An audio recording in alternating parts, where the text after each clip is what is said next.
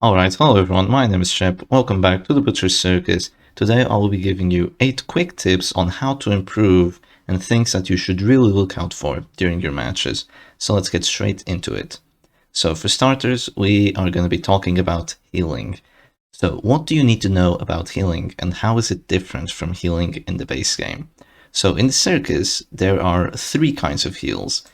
You have heals that are very small, and basically what they're good for is getting your characters out of death's door, because that's the most important thing. You come from the base game with the mentality of keeping your characters at high amounts of HP. In the Circus, it's nothing like that. What you want to do, typically, is keep your characters out of death's door, so small heals are pretty good for it. And what do you mean by small heals, Shep?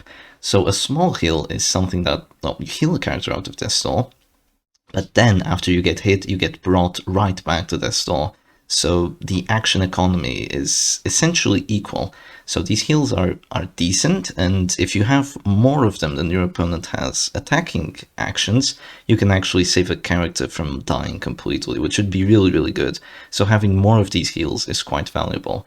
So I'm hovering over the Crusader here because his heal is really good. It heals another character and it heals himself. This is one of the strongest abilities by far. Then you have heals like the Arbalest heal. It also heals for 7 to 9. So typically your character will be dropping to that star again after you heal.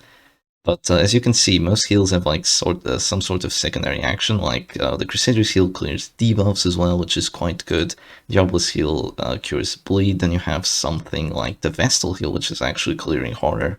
And the thing about the Vestal heal is, let's get straight into the second type of heal, which are the big heals. So heals like the Vestal, which are going to heal for 11 to 14 base, and if you have a trinket to increase that, it's going to heal for like 15 to 16. Imagine if you get a crit, you're pretty much healing your characters back to full HP. Same thing with the Occultist. Big heals are heals that will only take you one action to use, but then it is going to be quite difficult for your opponent to bring your character back to their store using only one ability. So they're going to have to hit your character twice after you heal them once, just to bring them back to death's door. So if you have more of these kinds of heals, you are more likely to win the match if you're playing against some kind of damage team. And what that also means is that you have to focus these kinds of characters, or they are pretty much going to heal infinitely, and you won't be able to outspeed their healing. And the kind of characters that exist like that are the Vestal, and pretty much the Flagellant, though he's built a little bit different. His healing skills are limited in terms of numbers, so focusing him down is a whole other matter for another video. And then you have characters like the Occultist, which are completely crazy. It's the slot machine healer, right? So you can either heal for a small amount or for a big amount, so it kind of doesn't fit into this comparison between small heals and big heals. But yeah. And then the third kind of healing is regen. And regen is very interesting because I think there was like one regening ability in the base game, and here we have a couple more. So the most prominent regen is by far the Antiquarian's regen. So this is going to be healing your party for three points for 3 rounds, even more if you have the Tears of the Lost trinket for her. It's going to be healing for 4 rounds, and it's on your entire party as a regen. And why is this so good? Why are regen heals so good? They're amazing because if they're trying to focus down one of your characters, they drop him to death's door, and instead of having to waste an action healing, for example, imagine my bounty hunter gets dropped to death's door, right? He gets shot and he's at 0 HP. Instead of having to use my Crusader action to heal him, I just click the bounty hunter, do one of my actions, one of my offensive actions, and I heal just by clicking that bounty hunter. Regens are really, really, really good in terms of action economy, and also counting as a heal means that after I, heal out of this sword, the opponent's gonna have to hit me again. So they had to use 2 actions for my one action. That was an offensive action. It wasn't even me healing myself. So regen heals are also really, really good. And what kind of regen heals do we have in this circus? We have the Antiquarian's regen, of course, and then we have the Flagellant's regen with that reclaim. But that's a bit rare, you won't be seeing that all that much. And we only have one more regen, which is actually going to be the Doggy's Lick Wounds. Kind of different from the base game, also really good regen. Really good regen, so you're going to be asking me, well, how do you counter that regen if it's so powerful? Well, let's get straight into tip number 2 then. Tip number 2 is going to be the power of DOT. So DOT works a lot different from the base game. You shouldn't overstack DOT on characters because it does not kill them at death's door. So, for example, you're using Plague Grenade on an Arbalist or something of the likes, and she's already going to be falling to death's door, but you're still like using more Plague Grenades, and she has like 20 Blight on her, and she's pretty much already at death's door. It's meaningless. That DOT is going to be wasted. So that is not how you use DOT. What you're going to use DOT for is getting through high protection characters like the Man-at-Arms and the Crusader. And what you're also going to use DOT for is countering those regens. For example, you have the Antiquarian, right? Pretty much the bane of most damage teams because she can use that regen, and then they're going to have to waste 2 actions to take your characters down, and they're also going to have to deal with dodge and all that stuff. So regen is like really, really good. However, if your damage team has something like a Jester with a Harvest Bleed, your bleed will completely counter that regen. So this is one of the greatest uses of DOT, because generally DOT abilities are going to cause way more bleed than regen abilities. Because, I mean, there's only like 2 to 3 regen characters, but if you have something like a DOT team, which does bleeds and blights, you will most likely be outspeeding a lot of that regen. So be on the lookout because DOT is really, really good in this game. So coming in third, we have the power of stuns, and why stuns are quite overpowered in the Butcher's Circus. I think they're already quite OP in the base game, but in the Circus it's something else. So you're going to be seeing a lot of Crusaders running 2 stun trinkets, and what that's essentially going to mean is, according to the character's resistances, I mean, he's going to have 140% stun chance, right? Let's look at the base resistances. 20, 55, 5, 25, 10, 20. This one's 70. Man-at-Arms is kind of a one-off, but yeah. As you can see, most of the resistances are really, really low, especially for stun. So what stun means is you're essentially like denying an enemy action that he might really need for doing free damage and, you know, getting him stunned, and that is really, really powerful if you're stunning like a healing character, if you're stunning a character that has lower HP. So you'll often see Stunning Blow be removing their turn and also doing like 1/3 of the enemy character's HP. It is absolutely ridiculous. Not to mention that stuns are extremely overpowered at the end of the game, like in a 1v1 or in a 2v2, because you're doing damage and you're also removing their action. It's totally wild. So never underestimate stuns, and your best tool to countering stuns is going to be 2 things. And what are these things? Well, there's 2 trinkets you can use for it. You can use Exotic Snuff, which does give you some stun resistance, so it could be good on characters that really want that stun resistance, like the Man-at-Arms. So imagine that you want to use him to... you want to use Defender, and you want to keep your characters... for example, you have like a really squishy Houndmaster in the back, and you want your Man-at-Arms to just guard him, and you don't want him getting stunned. You just put on an Exotic Snuff, and now he pretty much can't be stunned. That's basically the strategy that people commonly use. And your other really good tool at countering stuns, and the only ability that can actually clear stuns, is going to be the Arbalest's Illuminating Flare. So the Arbalest has a lot of good stuff about her, and the Illuminating Flare is one of them. It clears debuffs, it clears stuns, dazes, it clears stealth, it clears mark target. It can do everything, absolutely everything. So you most likely want to have an Arbalest in your team for the team to be quite competitive. She's really, really strong. Every damage team is going to have an Arbalest, that's a fact. Okay, let's get straight into number 4. So tip number 4 is going to be the power of accuracy, and why you should always, always, always bring accuracy buffs on your team. So you're going to be seeing that the team I have here has a Jester, and why is the Jester so good? Well, not only does he have Finale, which actually bypasses that store in the Circus, not only does he have Dirk Stab to bypass Guard and also, you know, get some very good death blows, he has Battle Bound, which is giving his entire team 20 accuracy. That is really good. That is really good, because if you miss, it is essentially a pass. So you really don't want to miss in the Circus. and your accuracies are generally not that good. I mean, you're going to be looking at Bounty Hunter. He has 90 accuracy. Some characters like the Jester here are packing 40 dodge, so something like the Crusader style, it's going to be almost a 50-50 of hitting this Jester. Same thing if there's characters like the Shieldbreaker. With some good trinkets, you can go up to 50 dodge.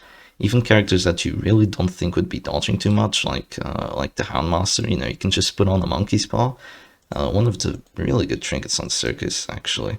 Yeah, you can just put on a Monkey's Paw, give him 15 dodge, you know, he has 30 now. And you're really going to need accuracy buffs to reliably hit your opponents. Not to mention there are debuffs, and that can pretty much debuff your accuracy, though they're kind of rare. So you really don't want to be missing, and it is extremely good to have an accuracy buff. And what characters are going to be using their accuracy buffs? What characters are going to have these accuracy buffs? Well, you have trinkets that give you some accuracy. You know, some trinkets will give you accuracy depending on like some conditions. Maybe, for example, the finisher gives you 20 accuracy against characters at low HP. And the two characters that can actually like buff accuracy for the entire team reliably are going to be the Jester with his permanent battle ballad, and then you're also going to have the Man-at-Arms with his command. Now, command is a buff that lasts 3 rounds, and after you use it, it only has 2 more rounds on the Man-at-Arms, so that's kind of sad. But it's going to give your characters accuracy, 4% crit, and plus 25% damage if they're guarded, so you can definitely do some cool synergies there. And even though this buff only lasts 3 rounds, it is really, really, really good, because you do not want to be missing in the Circus. Okay, so tip number 5 is positioning. Positioning really, really matters in the Circus, so you're going to be looking at this team here. I have an Abomination position 3. Doing this in the base game is fine. You'll see teams in the base game where you have like 2 Abominations, like in positions 2 and 3. You can't just put an Abomination position 3 and like think that, yeah, it's fine, I'm just going to slap him there. It's not fine, because every team, it doesn't matter what kind of team it is, it doesn't matter if he's trying to do stress, if he's trying to do damage, if he's trying to do DOT, it's going to have a pull, it's going to have a push. It's going to have some way of shuffling your characters around, and you're going to get absolutely caught off and destroyed if you aren't ready for it. So you'll often be looking at strategies like, for example, if you really don't want to get your Flagellant like to get knocked to the back, you can put Snuff on him, which not only gives stun resistance, it also gives move resistance. So then you'll be seeing those resistances go up, and he's less likely to get moved. And something like the Abomination, or if you don't want him to go in position 4 where he's pretty much useless, you put a character behind him that can move back when the character gets pulled.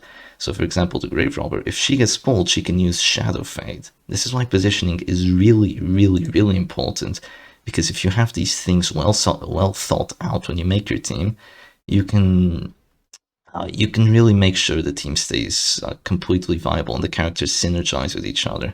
Same thing goes when you see the enemy team. For example, I have my Abomination here. You might be thinking, well, he's going to spam Beast Vile because he's in position 3. No, what he's most likely to do is he's just going to transform. He's going to look at the good character on the enemy team to push to the backline. So let's imagine this team was fighting the first one I have here. So if the Abomination would go first, I would most likely just slam this Bounty Hunter to the backline where he's pretty much useless. These are the kind of things that you really need to think about in the Circus. Positioning is key to winning matches.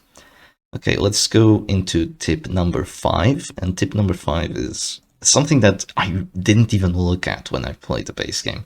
And that is resistances. They've already come up slightly before, but this is something that you really need to learn. Like, don't try to bleed a Crusader. He has 70% bleed resistance.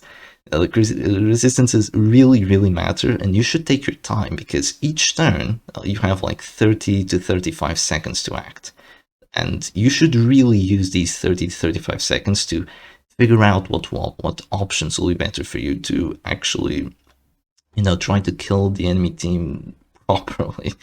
Because if you, for example, if you're playing like carelessly and you have a Vestal in the back and you're trying to do stuns, like, it's going to be quite difficult for you to stun a Man-at-Arms, but it's going to be extremely easy for you to stun a Cultist. The same thing goes, for example, with Blights. You're trying to use your Noxious Blast on your Plague Doctor, and you have the choice of either hitting the Abomination or hitting the Crusader, you should definitely go for the Crusader because the Abomination has a lot of blight resistance and the Crusader just doesn't. So resistances make way more sense in the Circus than they do in the base game. In the base game, they're just slapped on stats. They just basically get bigger as you level up, and they don't make too much sense. In the Circus, they do make a lot of sense. Like, he has big armor, so he has bleed resistance. You know, you're gonna see that same thing with Man-at-Arms. He has bigger armor, he has a lot of bleed resistance. Well, not a lot, but more bleed resistance. Same thing with a character like the Arbalest. She's gonna have a bit more bleed resistance, and then characters that do blight are gonna have more blight resistance because it's kind of like their niche. And characters with high dodge are typically gonna have more debuff resistance, so you're gonna have to really look out for the resistances to actually figure out what are your best plays to make sure that they actually work. Because even though, imagine you want to go for a stun and you have, you know, you're trying to use my stunning tip, like, okay, stuns are OP, Shep said stuns are OP, I'm gonna go stun.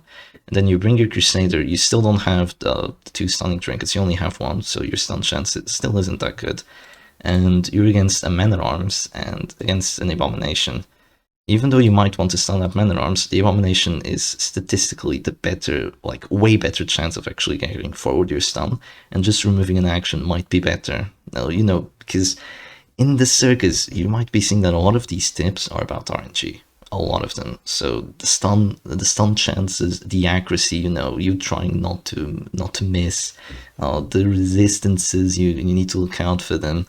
So a lot of the Circus is actually just trying to steer the RNG into a way that it's favorable for you. It's like you have this massive train that you're trying to manage, and you're trying to steer it. It steers super slowly, but you need to manage it to, like, picture perfect if you want your abilities to actually hit, if you want your stuns to go through, if you want your DOTs to go through, because resistances aren't all just about stuns, of course. For example, if you're playing a Flashlight, every single offensive ability you have is going to be bleeding, so it is quite possible that you might just want to, you know, get a bleed chance trinket on him, but he has other stuff you can do.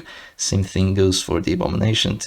Yes, he has blight, so if you really want to get those blights to get through, you should put blight chance on him. So really look out for the resistances. So as tip number 7, we are going to be looking at finishing abilities. And what does finishing abilities mean? Well, you'll see a lot of newbies not have trinkets like the finisher, not have characters ready to just use abilities like finish him to actually secure those death blows. Because there are 2 ways of winning in the Circus. Either you're winning through stress, or you're winning through getting the enemy characters to 0 HP and then killing them. Either you do that with direct damage, or you do that with DOT. But after you do get them to death's door, you need to use a finishing ability on them to actually kill them. So that is why every single damage team that you have should have at least 1 finishing character. So you see, this is the most competitive damage team here. This is the Halo comp, and you can see half of the team is finishing characters. So the Bounty Hunter is here to mark, and then he's here to kill, because with finish him, he has extra death blow chance, and with the finisher, even more extra death blow chance. So when a character drops a death's door, they're going to have death blow resistance, and without any plus death blow chances or plus death blow resist, your initial chance is going to be 25. Again, lots and lots of RNG in the Circus. You're going to need to steer that RNG to be favorable for you. You're going to need finishing characters if you actually want to get those death blows and move on to the next character to try and shut down. So don't forget to bring at least 1 finishing character. And then as the final tip, and this tip is pretty much the one that's like you have to use all the other tips to make this one and actually like figure out the magic of the Circus. It's your win condition. And what does win condition mean? Well, you're going to load into a match, you're going to have your team, you're going to have the enemy's team. If you already know how the Circus works, you're going to know what your win condition is. For example, this team's win condition is killing a character quickly and then moving on to killing another character quickly. And everything you do is going to have to be focused around that. So damage teams cannot get close to killing a character. Like, the goal of a damage team isn't to do damage. The goal of a damage team is to kill characters. So they can't do a truckload of damage and then not get kills. So if you look at this win condition, you already know what your opponent is going to do before they actually do it. And you know exactly what you have to do once you actually like set up the team and you go into the match. For example, if you look at a team like this, their win condition is stress. Their win condition isn't doing damage. So you have like the Grave Robbers Panic Darts, which do a lot of blight. You have the Houndmaster's Hound's Harry, which does a lot of bleed. That's collateral damage. Their win condition is doing stress. So if you can stop a team like this from doing a lot of stress, if you can make them just try to use guards, if you can make them force them to use their heals instead, they won't be doing stress to you. They won't be pushing forward their win condition, and they will not be winning. They will absolutely not be winning. So you roll into a match. Let's say, for example, you have a damage team against a stress team. My favorite matchup. Your goal is to kill the enemy characters as quickly as possible and stop stress from coming out. So how do you stop stress from coming out? Well, you're going to use stuns. You're going to use positioning plays. You're going to, for example, you're going to pull that doggy forward and then you're going to stun him. You're going to do something like that. You're going to mark the enemy characters. You're going to force them to guard. You're going to break those guards using stuns. You're going to do everything you can to push forward your goal of getting kills and delay their goal. So what this is going to mean is that if you have your win conditions well thought out, you know what your opponent's going to do before they do it, and you know what you're going to do right when you get into the match. Of course, you're still going to like have to adapt to this certain situation, but it's almost like chess. You look 4 moves ahead. And you really have to use all the tips that I gave throughout the video to push forward your win condition and to actually win those matches. So you might think like stress teams, it's like, oh yeah, high protection, bring full-on defensive trinkets on everyone, and you're gonna win. That's not how it works. If you want to win with a stress team, you need to do stress. So if you're just using defensive abilities, eventually you're gonna crack under pressure. Your team needs to push forward its win condition. So I hope these tips were helpful, and I hope you guys enjoyed the video. I will definitely be making more of these, like maybe something a little more detailed, maybe some guides for more beginner teams, because these ones are quite advanced, especially on the trinkets. I might be making a guide on the best like beginner trinkets, because unfortunately in the Circus you will not have all the trinkets unlocked when you start playing, but you can still do relatively like almost meta teams right from the get-go. So I hope you guys enjoy this, and I'll see you again another time. Cheers.